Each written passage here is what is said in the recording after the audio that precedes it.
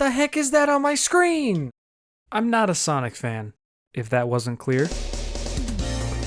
Not to say I hate Sonic, I'm just too unfamiliar with the franchise to call myself a fan. The amount of Sonic media makes it overwhelming to find a worthwhile place to really start. A colossal array of games, shows, movies, comics, a weird fast food chain, restaurant that I don't get how it's related, are all out there, and every time I ask a Sonic fan where to begin, they just look away from me and cry. My only experience thus far has been a couple Sonic TV shows, a weird fan fiction, and a little bit of Sonic 2 before I gave up on the second zone because I hate water. Mania is the first game in the series I've chosen to play all the way through. I'd heard this was supposedly a good game, a coveted rarity among Sonic fans. So if my first fully completed Sonic game is one people call good, and it doesn't make me a fan, then everyone else must be wrong for being one. Or it's just not for me. Probably the first one though. Let me tell you, I have the hot take of the century right here. Sonic Mania is a pretty good game, a really good game, like an irrationally good game, a fantastically good and unreasonably good game that I can't list out all the cliche descriptions and phrases there are to describe how good of a game it is. But if I had to pick one, it really makes you feel like Sonic. I'm no Sonic historian, but from my research I believe most of the zones are taken from the first 3 Sonic games with a lot of repolishing, and some brand new ones too. On replay, Green Hill Zone feels like a perfect tutorial without making it obvious it is one, teaching the player with these separate pathways that fit the different playstyles of our 3 selectable characters. I'll explain their playstyles as best as I can. Sonic is fast. Tails can fly. Knuckles is the best one in the game because he can zoom and glide around everywhere. No wonder people at the reveal were more excited to play as him than they were Sonic. There's these amazing sprite animations everywhere that brings these 2D pixel gangsters to life. I mean, just look at their fluidity. Think about the fluid dynamics on them. I had an equally fun time as Knuckles going through time trials on zones, every one of which has a distinct theme and gimmick with details aplenty. The Wild West, film studios, a mechanical torture realm, an ancient cosmic highway, a printing press garden. Most of that comes from the new content, displaying Mania's continuous burst of creative energy.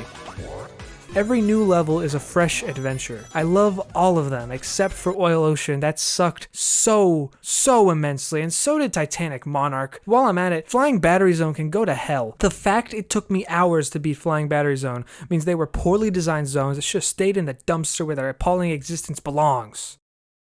Except not really. This was good design. Some zones are pretty difficult, but that's because Mania actively encourages you to replay levels over and over again to understand the routes better and get a shorter time. Another reason they're difficult for me is because I'm doing bad on purpose. It's all in my life plans I made a year ago. The game is effectively teaching you to speedrun levels, making your own feats of speed at 7 gazillion kilometers per mile. Finally, I understand Sonic's catchphrase, gotta go fart. That's a very surface level comment, as I'm sure it's what the point of any Sonic game is. But it was a fun way of playing and a brand new experience to me, which ups the replay value a ton. Yes, the back half of the game does drag a little, but I still love every single zone. Nothing is groundbreaking per se, but it is to me, after my primary gaming genre for much of my life was dire, colorless FPS games. It's a nice change in pace to see a vibrant world popping out at me for once. Bosses. What do you think I'm gonna say about the bosses? They were fun. Eggtress and Metal Sonic were the coolest ones. Honestly, I wasn't very focused on them. I was too busy jamming out to the soundtrack during their encounters. How haven't I brought up the soundtrack yet?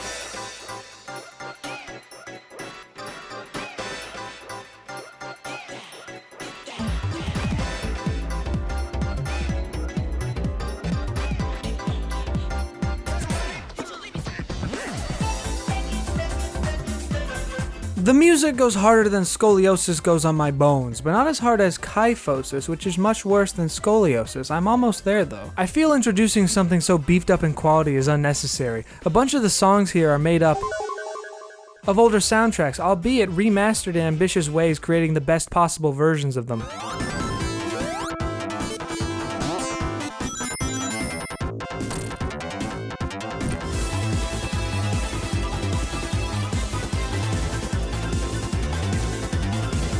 Doesn't stop most of my favorite tracks being all new ones. Lights, Camera, Action from Studiopolis 1 is the biggest standout. It's this bright, playful piece with flashy trumpets and a catchy spinning synth hook, and it remains in the forefront of my brain whenever Mania crosses my mind for even a second. Everything else is amazing too, so much variety to pick apart, ranging from smooth dance soul,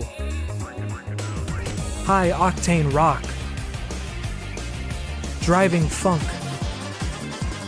dark electronica, and so much more. If you'll never play this game, listen to these highlights, because every track is a banger. The music is so much fun. Did I mention this game is fun? It's so fun. Oh my gosh, I think Sonic is fun. Am I a Sonic fan now? Oh god. Sonic Mania is a fantastically passionate game that is practically sinless, with the only sin being it makes you interested in a weird blue hog. Mania Plus, you've gone onto my shopping list and subsequently been added to my life plans. I'll be sure to pick you up right after I get kyphosis. More of this stuff has to be in my life now. I might die of withdrawal without more Sonic since I'm close to completing all the game has to offer, although I don't know what to expect considering Mania was practically a fan game. Maybe I should try what was released right after Mania, Sonic Forces. Maybe not. I've learned by being online long enough that modern Sonic games aren't always the most joy-filled experiences. Many struggle with technical issues, bad level design, poor stories, no replayability, no playability. I can get most of my evidence just from Breaking Bad. Why do you think Jesse was so depressed in Season 4? It's because he spent all of his free time playing 3D Sonic games on the Xbox 360. Breaking Bad shows the worst of humanity and has Sonic 06 in it. 13 Lives is a film that shows the best of humanity and has Sonic Mania in it. Think about how deep this is. What is wrong with you? Why are you blue? Regardless, it was great to finally experience a Sonic game and have it be a good one at that. What the future will hold for me as I dive into the Sonic community, I don't know. I don't know where I'll go, I don't know what I'll like, what I'll dislike, if I'll like myself by the end of it, but I'm looking forward to it all. Okay, not really, I'm only looking forward to the good parts of it, but that's because Mania wasn't just a good game, it's an amazing game.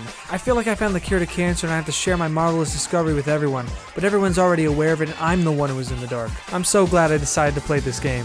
I love Mania. But now, they don't have Shadow the Hedgehog or Big the Cat in it, so that kind of ruins the whole experience for me. I gotta give this a 1 out of 10. Okay, well, Eggman does rap.